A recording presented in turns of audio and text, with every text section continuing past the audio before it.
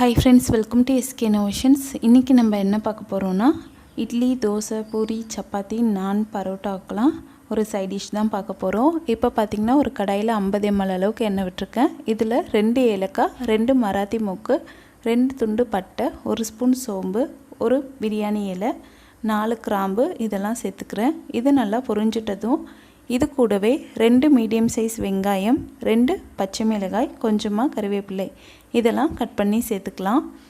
சேர்த்துட்டு இந்த எண்ணெயில் இதை நல்லா வதக்கி விட்டுக்கலாம். இந்த வெங்காயம் ஒரு 2 நிமிஷத்துக்கு நல்லா ஹை ஃப்ளேமில் வச்சு வதக்கி விட்டுக்கலாம். இப்போ பார்த்திங்கன்னா வெங்காயம் நல்லா வதங்கிடுச்சு.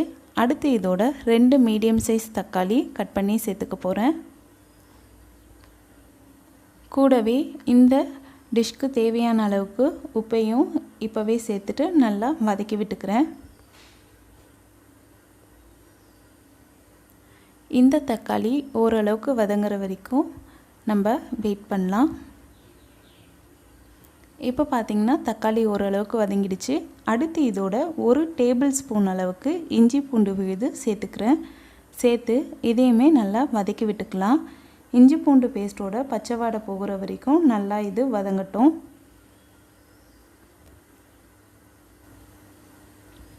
இப்போ பார்த்திங்கன்னா வெங்காயம் தக்காளி எல்லாம் நல்லா வதங்கிடுச்சு.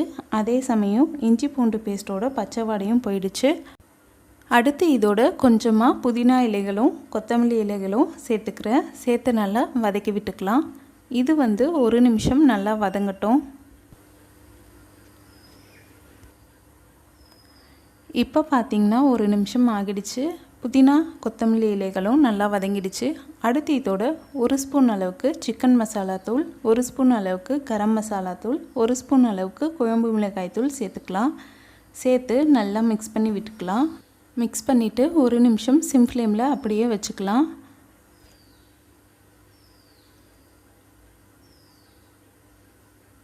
இப்போ பார்த்திங்கன்னா 1 நிமிஷம் ஆகிடுச்சு.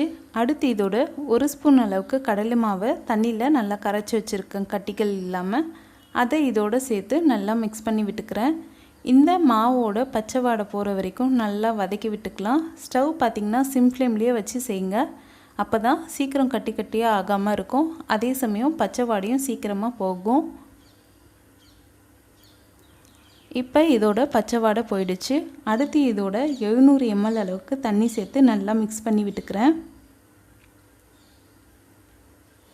நல்லா மிக்ஸ் பண்ணிவிட்டு 5 நிமிஷம் ஹை ஃப்ளேமில் வச்சு நல்லா கொதிக்க வச்சுக்கிறேன். இப்போ பார்த்திங்கன்னா 5 நிமிஷம் ஆகிடுச்சு. நம்ம இப்போ ஸ்டவ்வை சிம் ஃப்ளேமில் வச்சு தேங்காவை அரைச்சி எடுத்துகிட்டு வந்துடலாம். இப்போ பார்த்திங்கன்னா ஒரு அரை கப் அளவுக்கு தேங்காயில் 5 முந்திரி பருப்பு சேர்த்து நல்லா ஃபைன் பேஸ்ட்டாக அரைச்சிக்க போகிறேன். இப்போ இதை அரைச்சாச்சு. அடுத்து நம்ம இந்த குழம்புல சேர்த்துக்கலாம். மிக்ஸி ஜாரில் கொஞ்சமாக தண்ணி சேர்த்து அந்த தண்ணியும் இந்த குழம்புல ஆட் பண்ணிக்கலாம். ஆட் பண்ணியாச்சு. இதை இப்போ நல்லா மிக்ஸ் பண்ணி விட்டுக்கிறேன்.